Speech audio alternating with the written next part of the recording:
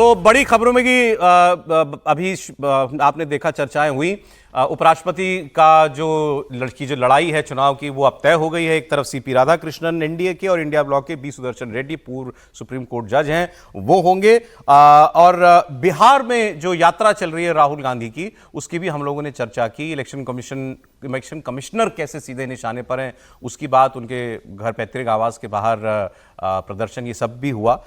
अब एक मैं आपको बहुत इंपॉर्टेंट खबर बताऊंगा। जो सारा विवाद है वोट चोरी, कभी वोटर डिलीशन, कभी वोटर एडिशन, इस पर सुप्रीम कोर्ट की तरफ से एक बहुत बड़ा फैसला आया है, लेकिन वो जुड़ा हुआ राहुल गांधी के आरोप से। तो इसलिए राहुल गांधी क्या कह रहे हैं और किस अंदाज में कह रहे हैं, ये जानना भी जरूरी है। जरा शुरुआत से पढ़ा दीजिए।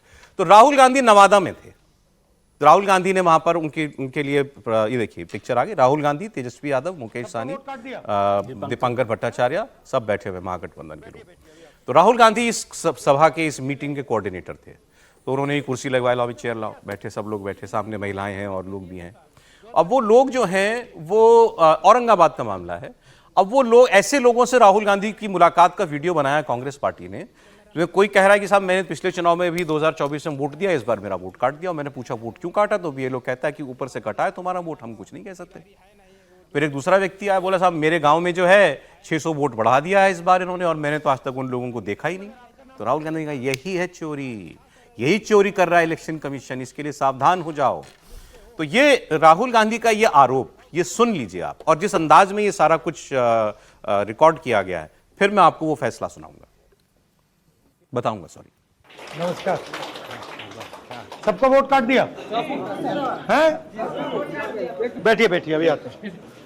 वे 2 और कुर्सियां ले आइए। तो पिछली बार सबने वोट किया था? 2024 में किए थे सर। 2024 में किया, अब काट दिए? काट दिए। क्यों काटे? अब ये हम वो जाने, इलेक्शन कमीशन वाले जाने। जी, मेरा नाम है सुनील उरांव और मेरा भी कट गया है। जब जुड़वाने जा रहे हैं तब बोल रहा है कि केवाला नानो दे, नानो खेती बाड़ी है नहीं, वो दूसरों के खेती अटैया बटैया करते हैं, है नहीं तो उसको जमीन रहेगा तब तो देंगे हम, नहाएंगे जमीन। मगर आपका नाम तो पहले था लिस्ट में। हाँ था सर। तो पहले था तो फिर उसका क्या मतलब है? एक बार आप लिस्ट पे हो तो फिर कैसे निकाल दिया? दिखाओ वोटर कार्ड दिखाओ। इनके पास जो डॉक्यूमेंट्स होंगे वो चुनाव आयोग मांग ही नहीं रहा, वैसे डॉक्यूमेंट्स मांगे जा रहे जो इनके पास नहीं है। हाँ सर, कहाँ से देंगे? 24 वाला में लिस्ट में नाम है, और जो 25 जो नया लॉन्च किया है उसमें नहीं है। बीलो कहता है कि ऊपर वाला काट दिया, यहाँ से हम लोग दिए हैं, ऊपर वाला क्या कर दिया कहा नहीं। बीलो तो यही कह रहा है। जो SIR नया हुआ इसमें 1000 प्लस हो गया वोट, यानी 5-6 हो गया। इसमें नए वोटर जो हम लोग के काटा भी गया और नए वोटर ऐड हो गया। और नया वोटर जो ऐड हुआ उन लोग के हमारे वार्ड में भी एक घर नहीं है। एक घर भी नहीं है ना? वही तो मैं कह रहा हूँ, एक भी घर नहीं है। लेकिन ऐसे हम आपने उनको कभी देखा नहीं? गांव में कितने लोग रहते हैं? हमारे गांव में, हमारा वार्ड नंबर में जैसे कि 600 प्लस वोट था। 600 प्लस। उसमें से हम अपना से जांच किए तो उसमें 70-80 वोट कट गया। पहले तो इस वीडियो के बारे में ये कि एक बहुत व्यवस्थित तरीके से इस तरीके के वीडियो शूट किए जा रहे हैं, छोटे छोटे वीडियो बना करके राहुल गांधी के, वो सोशल मीडिया पर हो रहे हैं। और एक सिनर्जी दिखाई दे रही है आरजेडी, कांग्रेस और बाकी घटक दलों के बीच में। एक तो ये जब रैली में चलते हैं, यात्रा में सब एक साथ होते हैं, एक ही जीप पर होते हैं। कांग्रेस पार्टी के हैंडल से तेजस्वी यादव की वीडियो भी डाले जा रहे हैं। तो तेजस्वी और राहुल ये बिल्कुल इन टैंडम दिखाई दे रहे हैं। और मैंने आपको बताया ही कि उनको भावी मुख्यमंत्री और एक को भावी प्रधानमंत्री बता रहे हैं, मतलब दोनों लोग एक दूसरे को। तो ये स्ट्रैटेजी के तौर पर कांग्रेस पार्टी, ऐसा लग रहा है कि एक व्यवस्थित तरीके से काम करती हुई दिखाई देती है। समीर जी। सर, आपने तेजस्वी और राहुल गांधी 2 युवाओं के जिक्र किया कि 2 युवा बड़े अच्छे से व्यवस्थित तरीके से लड़ रहे हैं।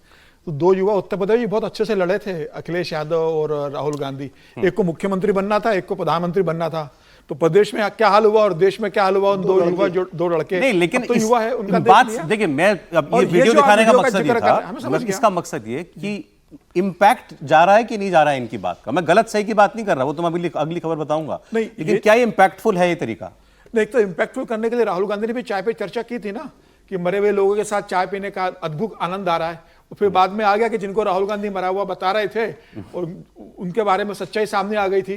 तो वो पहला एपिसोड था, अब ये दूसरा एपिसोड। यहां तो लोग बता रहे हैं मेरा वोट काट दिया। तो उन्होंने अभी कहा है ना, तो अभी आएगा कुछ दिनों बाद दूसरा वीडियो आएगा कि किस कारण से इनका वोट कटा है, क्या कारण रहा है। इस तरीके से लगातार जो तैयार की मतलब स्क्रिप्ट तैयार की जाती है, वीडियो बनाया जा रहा है, सभी तरीके से एंगल से बढ़िया एडिट किया जा रहा है। राहुल गांधी पक्षे अच्छा आपका पिछली बार तो आपने वोटिंग किया था, उसने कहा मैंने किया था, इस बार मेरा कट गया है। तो ये जो पूरी तैयारी हो रही है, तो जब आप रैली निकाल रहे हो तो उसके साथ आपको ये साइड सीन भी देना जरूरी है ना ट्विटर अकाउंट पर। ये आप कहना स्क्रिप्टेड है? निश्चित रूप से स्क्रिप्टेड है, पूरा दिख रहा है ना जिस तरीके से बनाया गया है कि कुछ लोगों को लेकर आए। हो सकता है इस बार उन्होंने बहुत अच्छी तैयारी की होगी। जिस तरीके से तेजस्वी यादव ने कहा था, पत्रकार वार्ता ली थी कि मेरे 2 इपिक नंबर में से एक इपिक नंबर का, वो फ्लॉप हो गया। सर सच या स्क्रिप्टेड? नहीं, स्क्रिप्टेड डिजाइन करने में हो सकता है कि जिस तरह से वीडियो बनाया गया, एडिट किया गया। अब वो तो ये हो सकता है जैसे अभी समीर जी ने भी जिक्र किया, क्या उन्होंने चेक किया कि नहीं किया, उनके वोट कैसे कटे नहीं कटे, लेकिन उसको कैसे ठीक से प्लान किया जाए ये तो एक स्ट्रेटेजी का हिस्सा हो सकता है ना। स्क्रिप्टेड का मतलब तो ये हो सकता है कि झूठे लोग हों और बनाया गया हो, उसे स्क्रिप्टेड कहते हैं। स्क्रिप्ट को ठीक से किया जाए वो अलग चीज़ है। मुझे लगता है स्क्रिप्ट को ठीक से किया, लेकिन अब उसकी जांच तो वो करेंगे कि इलेक्शन कमीशन करेगा या जो भी लोग करना चाहते हैं वो करेंगे कि अब सवाल साहब ये इस पूरे नैरेटिव का इम्पैक्ट पे आपको, हाँ बोलिए। आप सोशल मीडिया बहुत फॉलो करते हैं। इम्पैक्ट तो होता है, इम्पैक्ट होता है। भारत जोड़ो यात्रा में वो वीडियो का इम्पैक्ट आपको याद है? पुश संघ से कैसे लड़ना है, खड़े हो बताता हूं मैं, ऐसे लगाओगे ताकत तो नहीं। मुझे लगता है राहुल गांधी की जो पूरी की पूरी पर्सनालिटी है वो किसी बहुत बड़े डिजाइनिंग इंस्टीट्यूट से चल रही है। और मैं बार बार कहता हूं, कभी झोला बनवाना, कभी टी शर्ट बनवाना, राजनीति में ये सब होता है, आज का समय भी वैसा है। और कई बार राहुल गांधी सोशल मीडिया पर ज़्यादा देखे सुने जाते हैं, लेकिन जरा उनकी टीम को ये भी एक मॉनिटरिंग करनी चाहिए, इवेल्युएशन करना चाहिए कि भैया वो पॉजिटिव जा रहा है या निगेटिव जा रहा है। हाँ, ये थोड़ा सा देखना चाहिए। लेकिन ये मुझे बड़ी अच्छी बात आपने छेड़ दी। लोकसभा चुनाव से पहले ये बड़ी, आपको मालूम हम सब लोग भी डिस्कस करते थे, क्या सोशल मीडिया में बीजेपी से ज्यादा आगे निकल गई कांग्रेस पार्टी? ये चलता था बिल्कुल। तो इस वक्त क्या है? सोशल मीडिया पर निश्चित तौर पर कांग्रेस पार्टी प्रभावी है। और मैं कई बार कहता हूं कि उन लोगों ने, चाहे जो आप उसको रणनीति समझिए, उसमें उन्होंने काम किया है, लेकिन क्या वोट में वो ट्रांसलेट हो रहा है? नंबर 1। नंबर 2, क्या वो जो कुछ भी तैयार कर रहे हैं उसको बहुत जल्दी वो ध्वस्त हो जाता है? मतलब आपने एक नैरेटिव क्रिएट किया, with in few minutes, with in few hours, with in few days, वो लगता है कि वो झूठ साबित हो गया। तो ये यहां मामला मैं सर अगली इस खबर के बाद आ जाता हूं आपके पास। अब ये मैं कोई नैरेटिव ध्वस्त करने के लिए नहीं बता रहा हूं, ये खबर है कि राहुल गांधी और ऑपोजिशन एक तरफ वोट चोरी, इलेक्शन चोरी का नैरेटिव जो है वो चला रहा है। ये मुख्य मुद्दा है, संसद इसी मुद्दे पर नहीं चल रही है। इसका जिक्र कहां से, महाराष्ट्र से जुड़ता है, आपको जानना चाहिए। राहुल गांधी ने क्या कहा था कि हमें शक मध्य प्रदेश चुनाव से हुआ, महाराष्ट्र और हरियाणा से कंफर्म हो गया। वो अपनी यात्राओं में भी वो यही कह रहे हैं कि महाराष्ट्र में इन्होंने चोरी की, इन्होंने हरियाणा में इन्होंने चोरी की। महाराष्ट्र का मामला हाईकोर्ट से होता हुआ सुप्रीम कोर्ट पहुंचा। आपको एक व्यक्ति हैं, वो महाराष्ट्र के वोटर थे, वो गए हाईकोर्ट, और हाईकोर्ट में जाकर उन्होंने कहा कि शाम 6 बजे के बाद महाराष्ट्र में 76 लाख लोगों ने फर्जी मतदान किया, या उनके नाम पर फर्जी 76 लाख वोट पड़ा, और ये सरकार ऐसे फर्जीवाड़े पर जीत करके आई है, इस सरकार को बर्खास्त करना चाहिए, चुनाव का नतीजा निरस्त कर दीजिए। हाईकोर्ट ने कहा तुमने हमारा समय बर्बाद किया है, मन तो है तुम पे जुर्माना लगा दें, लेकिन जुर्माना नहीं लगाएंगे, आपकी अर्जी खारिज की जाती है। ये जून में फैसला आया। वो व्यक्ति उसके बाद सुप्रीम कोर्ट गए, सुप्रीम कोर्ट ने उनकी अर्जी पढ़ी और कहा कि मन तो हमारा भी आप पे हर्जाना लगाने का है, लेकिन हम भी नहीं लगाएंगे, आपकी अर्जी सुनने लायक नहीं है। और क्या इसमें हाईकोर्ट ने और क्या वो दिए, आर्गुमेंट दिए कि आपने, ये पहली बात तो आपको इलेक्शन कमीशन के पास जाना चाहिए था ये आरोप लेकर के, जैसा इलेक्शन कमीशन अभी राहुल गांधी के लिए कह रहा है कि हमने बुलाया था, ये तो आज नहीं, हमने प्रमाण मांगा, दे नहीं रहे। तो हाईकोर्ट ने कहा कि पहले इलेक्शन कमीशन के पास जाते, फिर 45 दिन का समय मिलता है चुनाव के नतीजे घोषित होने के बाद, जिसमें आप हाईकोर्ट आ सकते हैं, हमारे पास आ सकते हैं अगर किसी को कोई शिकायत है चुनाव के परिणाम से। तो आप उसमें भी नहीं आए, आप हमारे पास आ रहे हैं 8 महीने के बाद, और आप कहते हैं कि चुनाव फर्जी था। तो जो नियम प्रक्रियाएं हैं उनका पालन क्यों नहीं कर रहे हैं आप? तो हाईकोर्ट और सुप्रीम कोर्ट अगर महाराष्ट्र के चुनाव के फर्जीवाड़े को सुनने के लिए तैयार नहीं है, तो राहुल गांधी का यह कहना कि महाराष्ट्र का चुनाव चोरी और उसी तर्ज पर बिहार में भी हुआ और वैसे ही नरेंद्र मोदी प्रधानमंत्री बने, तो इस आरोप में कितना दम रह जाता है? अब सर प्लीज। देखिए, राहुल गांधी का आरोप है तो राहुल गांधी जाने, उनका आरोप जाने, मैं उस पर ज़्यादा बात नहीं करूंगा कि वो राजनीतिक आरोप है। और लेकिन जो सज्जन ये गए, क्या ये जो भी हो, क्या ये कोई क्रेडिबल एविडेंस लेके गए? जो आप कोर्ट में गए कि आपने खाली एक एप्लीकेशन लगा दी, तो कोर्ट क्यों एंटरटेन करेगा आपको? नंबर एक। और फिर वही आप सुप्रीम कोर्ट चले आए, प्रक्रिया का भी पालन नहीं किया, तो इन्होंने तो खुद ही नॉन सीरियस काम किया। एक तरीका होता है, अगर किसी चीज़ को आप चैलेंज कर रहे हैं, चुनौती दे रहे हैं किसी प्रक्रिया को, तो आपको विधिवत तरीके से पूरा उसका जो है डॉक्यूमेंटेशन करके और प्रक्रिया का पालन करना पड़ता है। ये चले गए। एक बात, चंडीगढ़ हाई कोर्ट का फैसला था जब उन्होंने सीसीटीवी फुटेज मांगा था हरियाणा वाले मामले में, तो तुरंत नियम बदल दिए गए, वो 6 महीने की वजह 45 दिन कर दिया गया। तो चुनाव आयोग भी तो इस तरह के काम करता है कि जिससे लोग विपक्ष के आरोप को दम बल मिलता है, ये भी देखना चाहिए। तो मुझे लगता है कि चुनाव आयोग को भी देखना चाहिए कि ट्रांसपेरेंसी की अगर बात है तो ट्रांसपेरेंसी होनी चाहिए। मैं इन सज्जन की बात नहीं कर रहा, क्योंकि ये राजनीतिक दलों की जिम्मेदारी है, कांग्रेस पार्टी की जिम्मेदारी है कि आप आरोप लगाने से पहले महाराष्ट्र के चुनाव को अगर आप मान रहे हैं कि आपको लग रहा है कि है, तो आप पूरा क्रेडिबल एविडेंस लेके कोर्ट के पास जाइए और चुनाव आयोग के पास जाइए उस तरीके से। बाकी तो राजनीतिक आरोप हैं, ये वैसे ही आरोप हैं जैसे आप याद कीजिए, अब तो बहुत पुरानी बात है, 1971 का जब चुनाव हुआ था लोकसभा का, तो विजय जी ने तो पढ़ा होगा, हालांकि हम लोग उससे पत्रकार नहीं थे, हम लोग तो पढ़ते थे। बलराज मधोक साहब जनसंघ के अध्यक्ष थे, उन्होंने कहा कि रूस से एक ऐसी स्याही आई थी जिससे बैलेट पेपर पर निशान कहीं लगा और लगता कहीं था, और इससे इंदिरा गांधी जीत गई।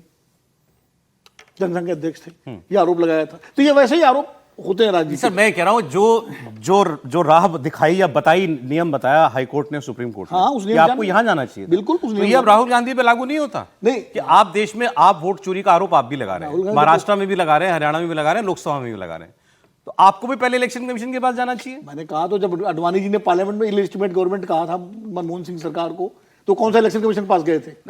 नहीं, इसीलिए कहा था इसको, ईवीएम को लेकर के उन्होंने कहा था 2009 में चुनाव के बाद, तो इस बड़ा विरोध हुआ था, बाद में हटाया गया। तो राजनीतिक आरोप राजनेता लगाते हैं, पहली बार नहीं लग रहा है।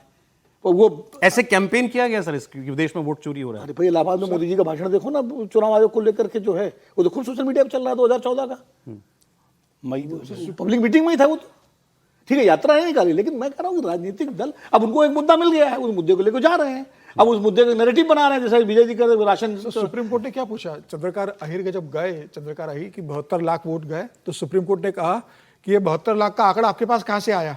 तो उन्होंने अखबार की कटिंग दिखा दी कि पेपर में, अखबार में छपा है। तो सुप्रीम कोर्ट ने कहा अखबार की कटिंग लेकर आओगे, इसके अलावा क्या आपके पास प्रूफ, कुछ और प्रूफ है? इसके अलावा क्या डॉक्यूमेंट्स है आपके पास? तो बोले सर राजनीतिक दल आरोप लगा रहे हैं कि 72 लाख वोट फर्जी डले गए 5 बार। उस आरोप में क्या रहा? तो सुप्रीम कोर्ट ने कहा आरोप पे आप तो कोर्ट का समय बर्बाद कर रहे हो, आप डॉक्यूमेंट एविडेंस लेकर आइए, आप सबूत लेकर आइए। अगर आपके पास 72 लाख का है तो हम सुनवाई करेंगे, और आपके पास सबूत है और आपको लगता है कि 72 लाख लोगों ने 5 बजे के बाद वोट डाला है, तो आप वो पूरा डाटा लेकर चुनाव आयोग में जाइए। चुनाव आयोग नहीं सुनेगा तो हमारे पास आइए, प्रमाण मांगा ना, प्रमाण और मांगा कहा ना। पहले इलेक्शन कमीशन जाइए, 72 लाख कैसे वोटिंग हुई लेकर मैं तो चूंकि अब ये राहुल गांधी का भी यही आधार है विवाद का, तो राहुल गांधी पे ये लागू नहीं होता क्या? मैं तो ये पूछ रहा हूं। इसलिए तो कोर्ट नहीं जा रहे सर। कि राहुल गांधी पे लागू ना होता तो शपथ पत्र दे चुके होते। मैं भी शपथ पत्र पे बहुत जोर देने वालों में नहीं हूँ, अब तक की डिबेट में मैं नहीं कहता था, लेकिन अब मुझे लग रहा है कि राहुल गांधी ने तो, कम से कम हमें नहीं पता है कि वो सही है गलत, राहुल गांधी को पता है कि वो झूठ बोल रहे हैं, इसलिए शपथ पत्र नहीं दे रहे हैं। अभी एक ताज़ा उदाहरण CSDA से सर्वे करती है संजय कुमार, उसके उन्होंने कई विधानसभा लोकसभा का डाला था कि लोकसभा में इतना, विधानसभा में 43% मत बढ़ गया। अब चूंकि वो गंभीर व्यक्ति हैं, उनकी बात लोग सुनते हैं। उसके बाद ठीक वही आंकड़ा 47.38 और 43 पॉइंट समथिंग पवन खेड़ा ने भी बढ़िया ग्राफिक्स बना के, उन्होंने तो सिंपल डाला था, उन्होंने ग्राफिक्स बना के डाला।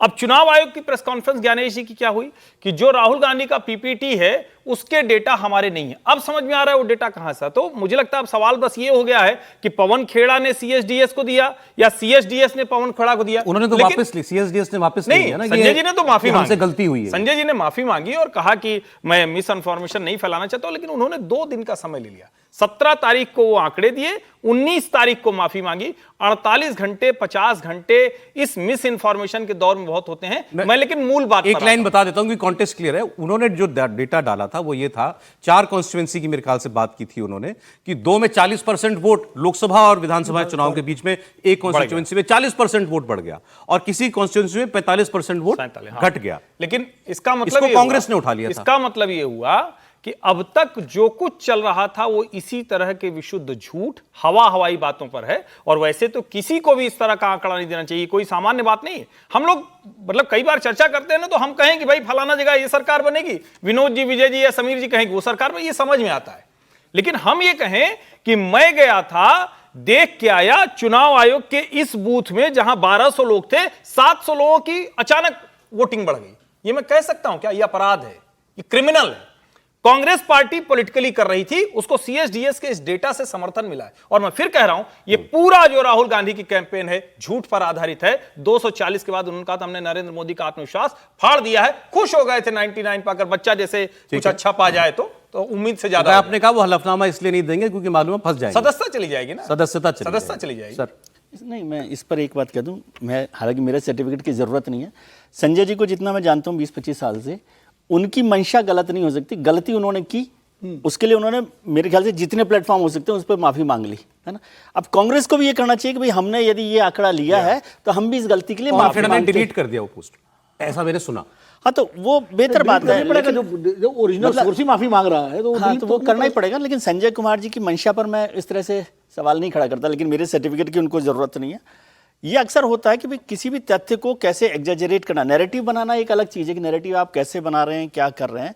और आपने सुप्रीम कोर्ट का जिक्र किया, वो मैंने देखा था। तो एक तो ये बात है कि भाई आपने तथ्यों को ठीक से नहीं रखा, और एक जो हमारा पूरा प्रोसेस है, इलेक्शन कमीशन के पास जाइए, इलेक्शन कमीशन की बात पर आपको भरोसा नहीं है तो हाई कोर्ट में जाइए, हाई कोर्ट के बाद सुप्रीम कोर्ट में जाइए, इसमें कोई ऐसी बात नहीं है। लेकिन सुप्रीम कोर्ट का फैसला ये नहीं कह रहा कि, उसका मतलब ये नहीं कह सकते कि सारा इलेक्शन अब ठीक हो रहा है। वो एक स्पेसिफिक पिटीशन को लेकर सुप्रीम कोर्ट ने फैसला किया। इसको दूसरी तरफ से देखिए कि सुप्रीम कोर्ट ने उससे पहले ही ये फैसला दिया कि इलेक्शन कमीशन वो 65 लाख लोगों की लिस्ट को जारी करे, सार्वजनिक करे। तो इसलिए अब उसका मतलब ये नहीं है कि चुनाव महाराष्ट्र के चुनाव को क्लीन चिट नहीं है, नहीं क्लीन चिट नहीं है। अच्छा, दूसरी एक चीज और जोड़ दो, दूसरी बात है कि जो इलेक्शन कमीशन पर भी कहा, इसका मतलब ये नहीं कि इलेक्शन कमीशन सारा घोटाला कर रहा है, वो एक स्पेसिफिक केस पर सुप्रीम कोर्ट ने जवाब दिया। अब यदि ये कहें कि सुप्रीम कोर्ट ने ये कर दिया, तो अभी तो प्रभु मालेगांव का फैसला आपने सुना, उससे पहले मुंबई ब्लास्ट का फैसला आया था, दोनों ही, उसमें तो दोनों में ही सब लोग बरी हो गए, किसी ने भी कुछ नहीं किया। तो इन्वेस्टिगेशन, फैक्ट्स, ये सब चीजों को अलग अलग तरीके से, मतलब उसको एक क्लीन चिट दे दें या ये कहें ब्लैंकेट फैसला है। हम लोग कह रहे हैं वो उन्होंने कहा आप इलेक्शन कमीशन के पास पहले जाओ, तो राहुल गांधी भी जाए, तो इसका और मतलब उसके बाद नहीं, उससे भी संतुष्टि नहीं है तो आप हाईकोर्ट जाइए, प्रमाण लेकर के। राहुल गांधी को जाना चाहिए। लेकिन मैं तो कहता हूँ इलेक्शन कमीशन, अगर राहुल गांधी बार बार आरोप लगा रहे तो इलेक्शन कमीशन चला दे सुप्रीम कोर्ट कि भाई ये क्यों जो है बिना मतलब नेता विपक्ष कर रहे हैं, वही करते फिर इस बात को। चलिए, अब उन्होंने कहा था एक हफ्ते के बाद क्या होता है देखते हैं।